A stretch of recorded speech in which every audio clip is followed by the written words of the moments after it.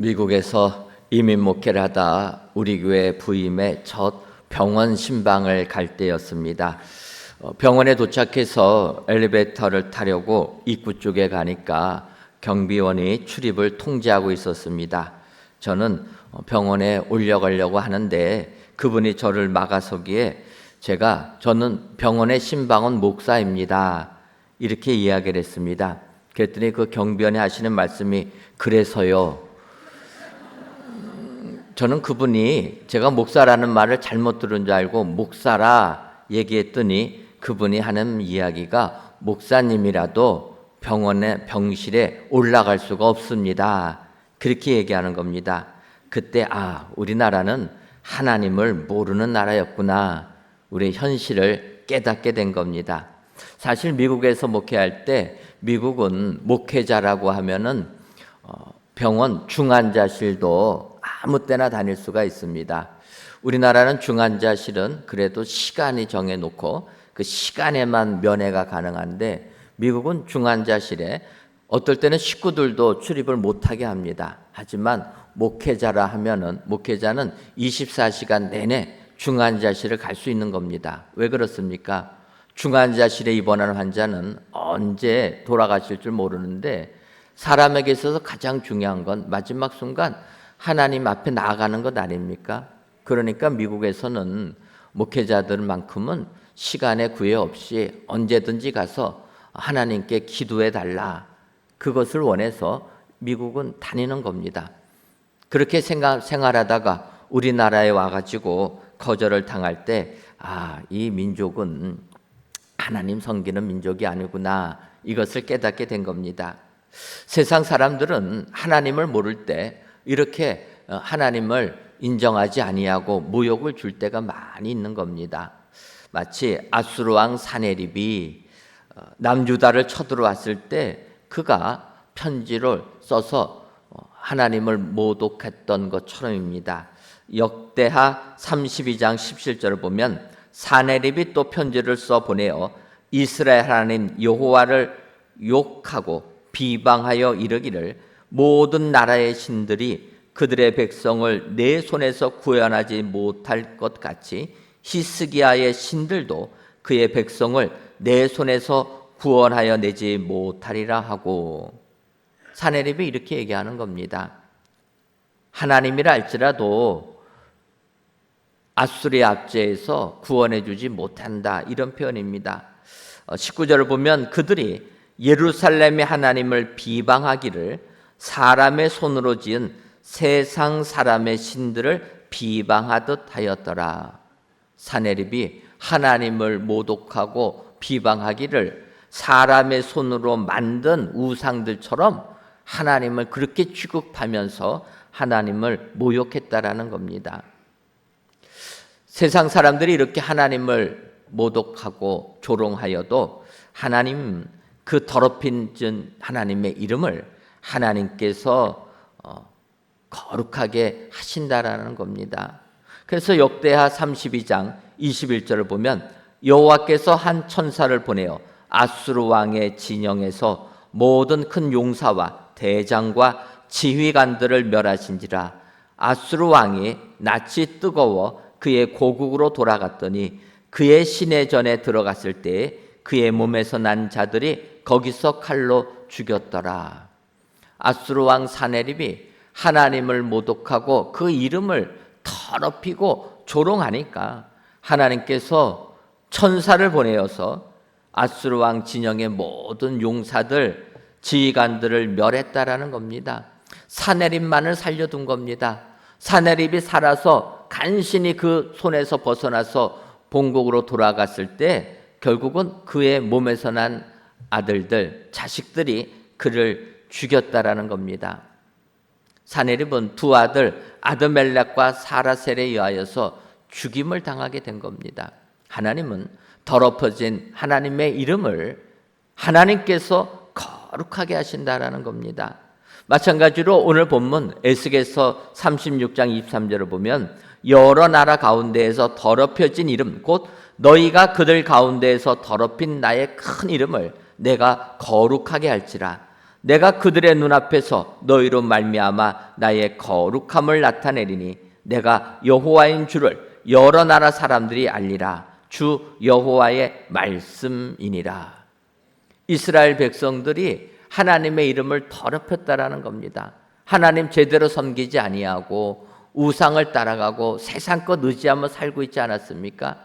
이렇게 하나님의 이름을 더럽혔을 때 하나님께서 하나님의 이름을 스스로 거룩하게 하신다라는 겁니다. 여러분, 우리가 살고 있는 이 세상도 마찬가지 아닙니까? 하나님을 인정하지 아니하여서 하나님 믿는 우리들을 조롱한다라는 겁니다. 또 우리가 실수했고 우리가 잘못해서 하나님의 이름이 더럽혀지기도 한다라는 겁니다. 하지만 이럴 때에도 하나님께서 하나님 스스로 그 더럽혀진 이름을 거룩하게 하신다. 오늘도 우리 하나님의 이름이 거룩히 여기심을 받을 줄 믿습니다. 그렇다면 이스라엘 백성들이 더럽힌 주의 이름 하나님께서 어떻게 거룩하게 하십니까?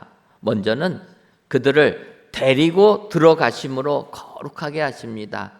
오늘 보면 에스겔서 36장 24절을 보면 내가 너희를 여러 나라 가운데에서 인도하여 내고 여러 민족 가운데에서 모아 데리고 고국 땅에 들어가서 하나님께서 이스라엘 백성들의 불순종으로 나라가 망하게 되었을 때 그들을 하나님께서 모아가지고 고국 땅으로 다시 귀환케 하심으로 더럽혀진 하나님의 이름을 거룩하게 하셨다라는 겁니다.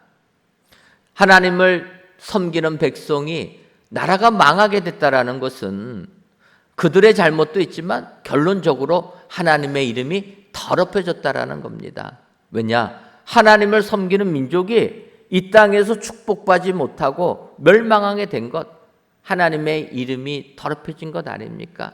그럴 때 하나님께서 그들을 다시 모아가지고 본국으로 돌아가게 하셔서 더럽혀진 이름을 거룩하게 하신다라는 겁니다. 우리가 아는 대로 이스라엘 백성들 그 유대 나라 땅은 아래로는 강대국 에집트가 있고 위로는 아수르 바벨론이 있는 이런 나라입니다. 중간에 끼어가지고 고통을 당하는 것 아닙니까? 어찌 보면 우리 민족도 마찬가지입니다. 우리 민족도 아래로는 일본이 있고 위로는 중국, 러시아가 있는 것 아닙니까? 강대국에 끼어가지고 어려움을 겪었던 것이 우리 민족입니다. 특별히 1910년 일본에 의하여서 우리나라가 망하게 되고 강제로 점령당했을 때 얼마나 많은 국민들이 흩어지면서 살았습니까? 그 당시에 만주로 이주한 많은 우리 국민들이 있는 겁니다. 더 나가서 일제에 강제로 징용을 당하여서 일본에 끌려가서 노동 속에 힘든 일을 한 분들이 얼마나 많이 있습니까? 그런 우리 민족이 이제 일본이 1945년 연합국에 항복을 하게 됩니다. 그리고 그들이 돌아오게 되는 겁니다. 귀국선을 타고 돌아오게 되는 겁니다. 하지만 세상 나라는 이렇게 고향으로 돌아가는 그들의 발걸음 고이 보내주지 않는다라는 겁니다. 제가 이 미국에서 목회할 때 한 장로님이 계셨습니다. 그 장로님과 대화를 하다 보니까 마음 아픈 이야기를 하는 겁니다. 그것은 자기에게 큰형님이 계셨는데 일제시대 때 큰형님이 끌려서 일본으로 징용으로 끌려갔다라는 겁니다. 근데 자기 집에서 일본에 끌려간 형님을 본 게 그 형님의 마지막이었다 이야기하는 겁니다. 해방이 되었는데도 그 형님은 못 들어왔다라는 거예요. 그래서 그 형님이 어떻게 됐나 수소문을 하다 보니까 그 형님이 한국으로 돌아오는 귀국선을 타셨다가 물에 수장되었다라는 소식만을 들었다 이야기하는 겁니다. 그 형님하고 그렇게 이별을 하게 된 겁니다. 저는 그 얘기를 들으면서 이 사건이 1945년도에 있었던 귀국선 우키시마 마루호에 대한 이야기구나 라는 것을 느낄 수가 있었습니다. 일본이 나라가 망하게 되니까 그동안 우리나라 사람들 강제로 끌고 가서 노동시켰던 그 사람들을 이제 본국으로 돌려보내는 것 아닙니까? 돌려보낼 때 귀국선을 태워서 보내는데 일본 사람들 끌고 갈 때는 마음대로 끌고 갔지만 돌려보낼 때는 곱게 보내주지 않은 겁니다. 이 우키시마 마루오가 이제 일본에서 떠나서 우리나라 부산항을 향해서 가야 되는데 그 출발한 그 귀국선에 부산으로 직접 가지 아니하고 계속적으로 이 배가 일본 연안을 떠돌았다라는 겁니다. 일본 연안을 떠돌고 맴돌다가 결국은 침몰당해서 거기서 많은 사람들이 돌아가시게 되었다라는 겁니다. 일본은 공식적으로 이렇게 얘기합니다. 그 배에 탄 사람들이 3,735명 중에서 우리나라 사람 524명이 사망하고 일본 군인 25명이 숨졌다. 이렇게 공식적으로 발표합니다. 그러니까 4,000명이 조금 못 되는 사람이 승선했다가 500여 명이 죽었다라는 이야기입니다. 그런데 그 귀국선에 탄 사람이 4,000명이 아니라 갑절이나 되는 8,000명 이상이 탔다라는 겁니다. 한국 사람들이 한국으로 돌아가는 마지막 배라 해가지고 이 배 못 타면은 우리나라로 못 갈 줄 알고 무조건 탔다라는 것 아닙니까?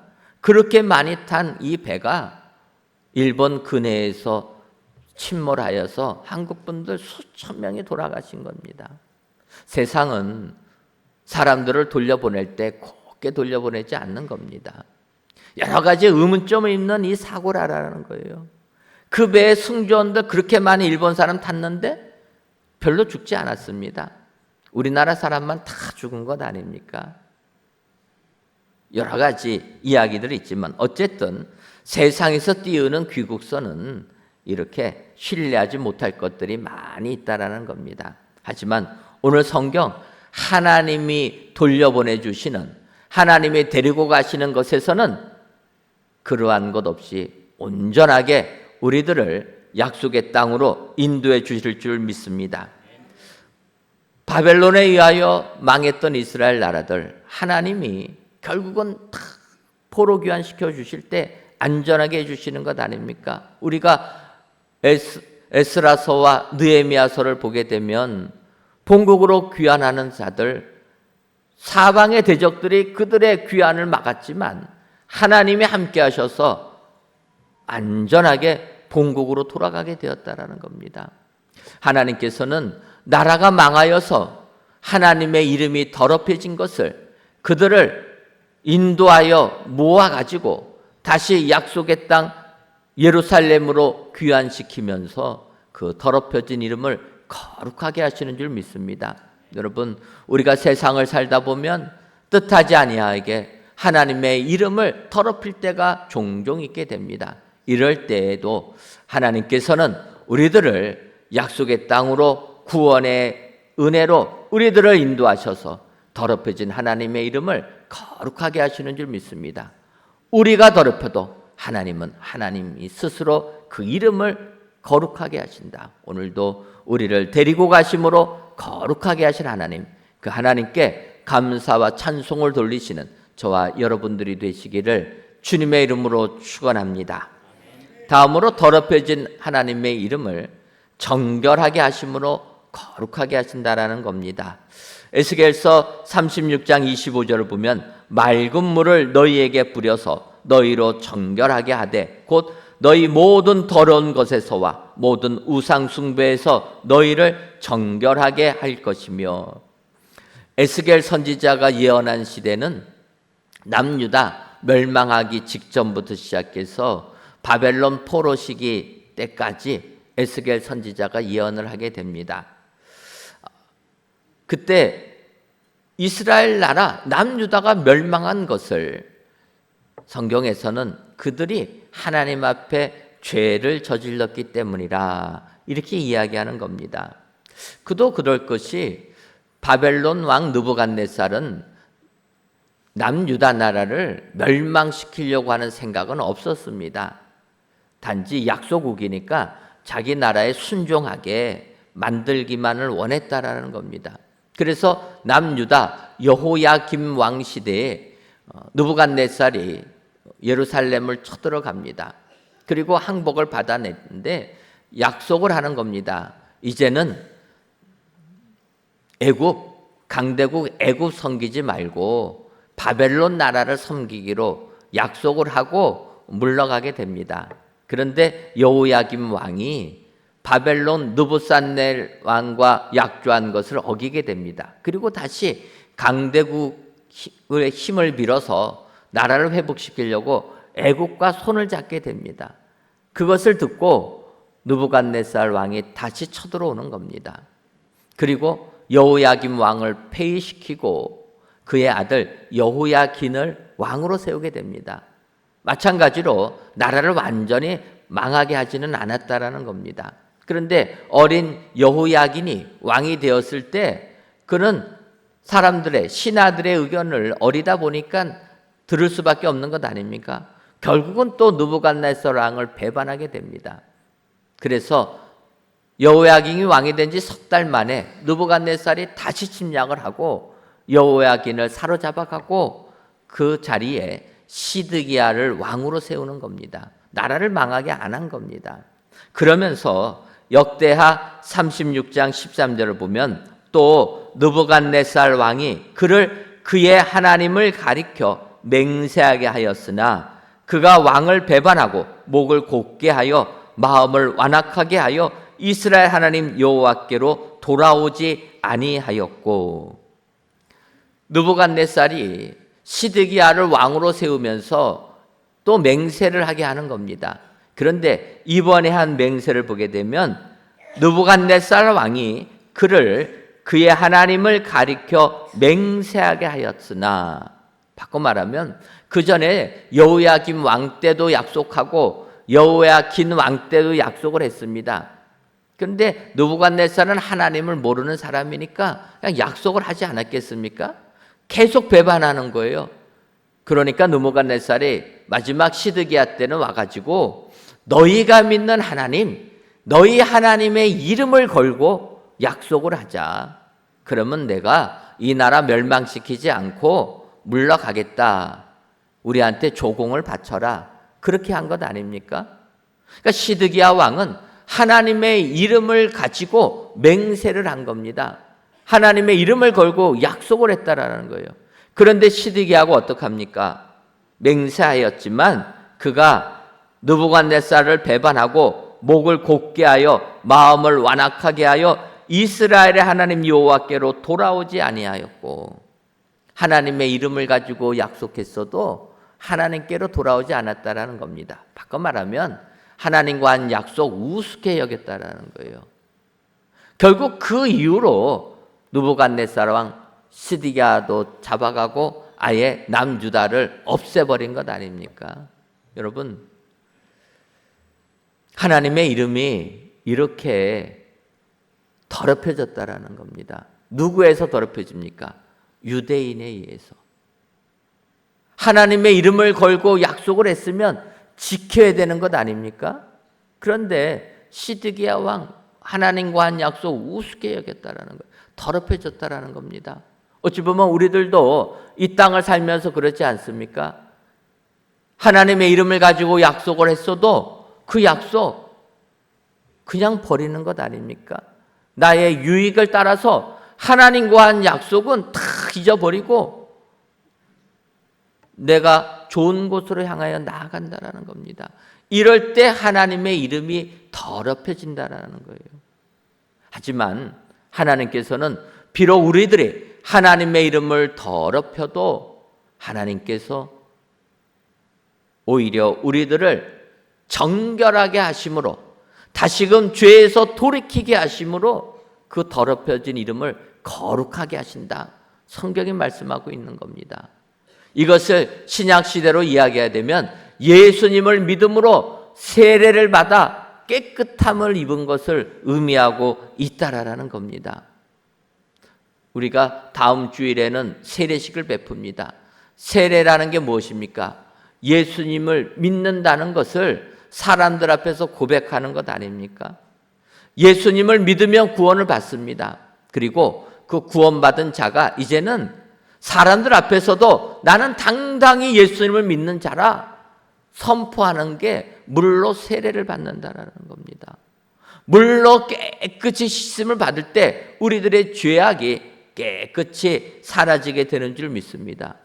그래서 세례 요한도 와서 회개하라, 천국이 가까이 왔느니라 선포하였고, 유대인들이 사방에서 모여서 요단강에서 물로 세례를 받는 것 아닙니까? 하나님께서는 세례를 통하여서 우리를 깨끗하게 해주시는 줄 믿습니다. 더 나아가서 사도 바울은 고린도전서 10장 1절과 2절에서 형제들아, 나는 너희가 알지 못하기를 원하지 아니하노니 우리 조상들이 다 구름 아래에 있고 바다 가운데로 지나며 모세에게 속하여 다 구름과 바다에서 세례를 받고, 이렇게 표현합니다. 사도 바울은 이스라엘 백성들의 출애굽 사건을 세례로 이야기하는 겁니다. 이스라엘 백성들 애굽에서 종살이를 하였던 겁니다. 종된 삶을 살다가 그들이 하나님의 인도하심을 받아서 약속의 땅 가나안으로 가는 겁니다. 가나안으로 가는 도중에 홍해 바다가 그들을 가로막았을 때 거기를 마른 땅까지 지나가는 것 아닙니까?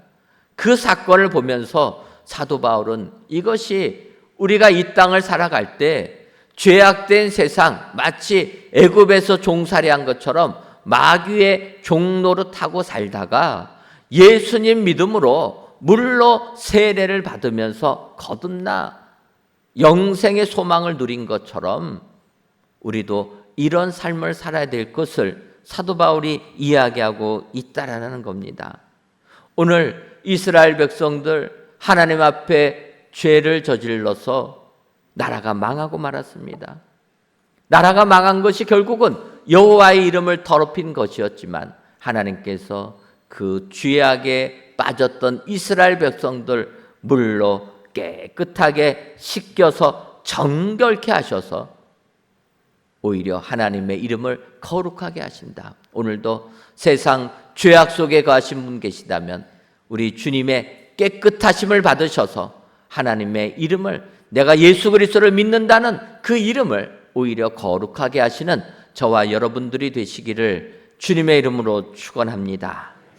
마지막으로 더럽혀진 하나님의 이름을 새 영을 주심으로 거룩하게 하십니다. 에스겔서 36장 26절을 보면 또 새 영을 너희 속에 두고 새 마음을 너희에게 주되 너희 육신에서 굳은 마음을 제거하고 부드러운 마음을 줄 것이며, 새 영을 주심으로 우리들에게 부드러운 마음을 주셔서 하나님의 이름을 거룩하게 하신다, 이렇게 말씀하고 있습니다. 여러분, 우리 사람들의 마음은 마음이 굳어지게 되면, 마음이 강팍하게 되면 주변 사람들의 말을 안 듣는 것 아닙니까? 바로가 마음이 강팍해지니까 모세가 전하는 하나님의 말씀 거절하고 만 겁니다. 결과는 죽음으로 끝나는 것 아닙니까?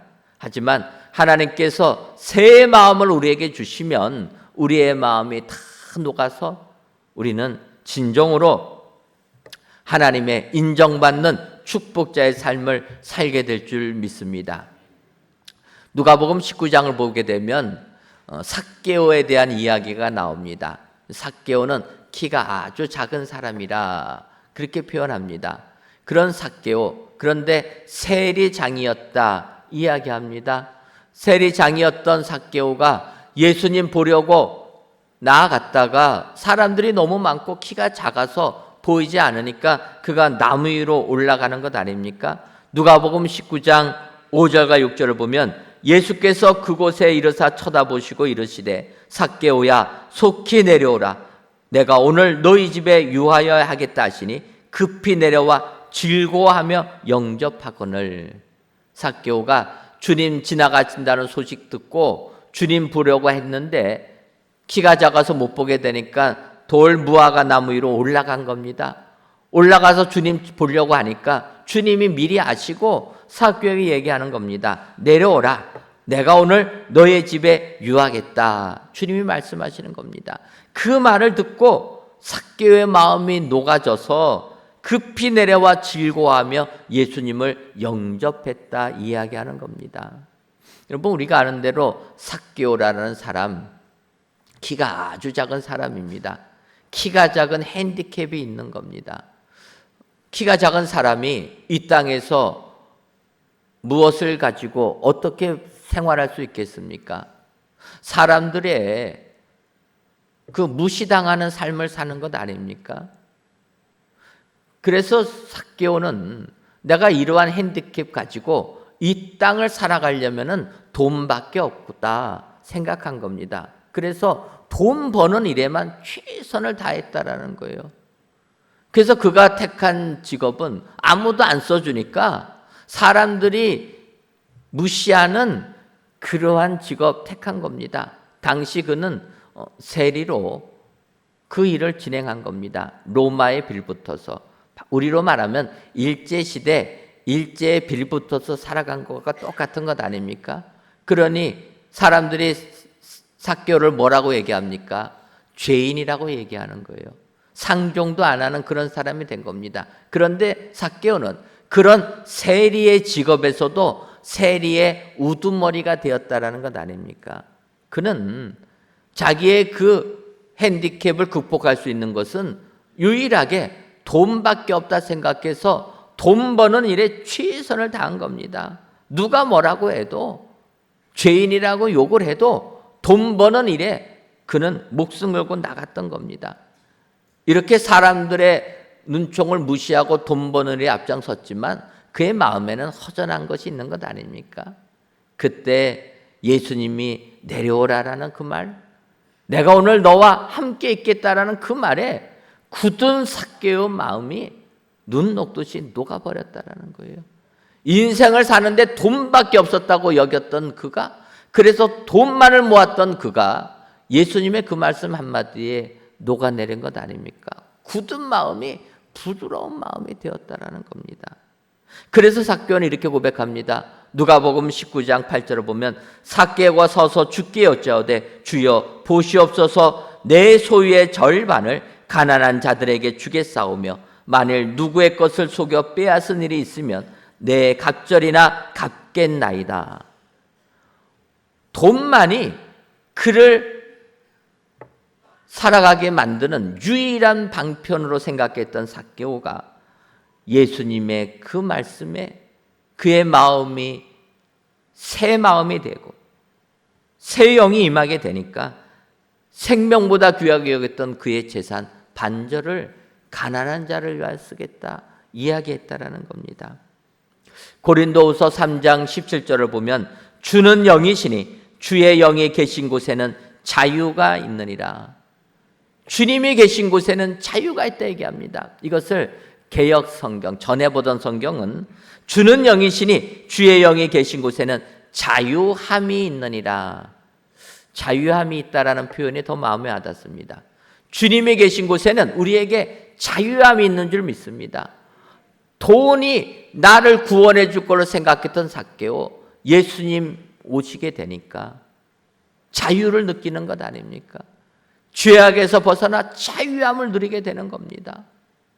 그리고 돈의 속박에서 벗어나 그는 진정으로 주님을 따르는 기쁨의 사람이 되었다라는 겁니다.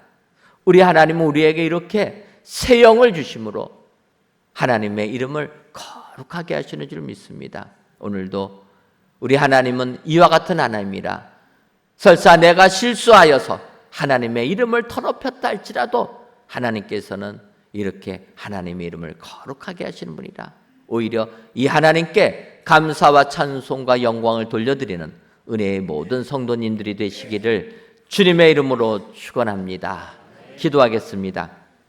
하나님, 아직까지도 무더운 여름 날씨가 우리들을 힘들게 함에도 오늘 이 시간 성전에서 또는 각 예배 처소에서 귀한 예배를 드리게 하시니 감사합니다. 오늘 더럽힌 이름을 거룩하게 할지라는 제목으로 말씀을 주었사오니 바라기는 세상이 아무리 하나님의 이름을 망령되이 일컬어도 우리들을 데리고 들어가심으로 정결하게 하심으로 새 영을 주심으로 더럽힌 하나님의 이름이 거룩히 여김을 받게 하신다 말씀하셨사오니 하나님의 이름이 거룩히 여김을 받아 온전히 하나님의 은혜를 체험하는 우리 모두가 되게 하여 주옵소서. 예수님의 이름으로 기도하옵나이다. 아멘.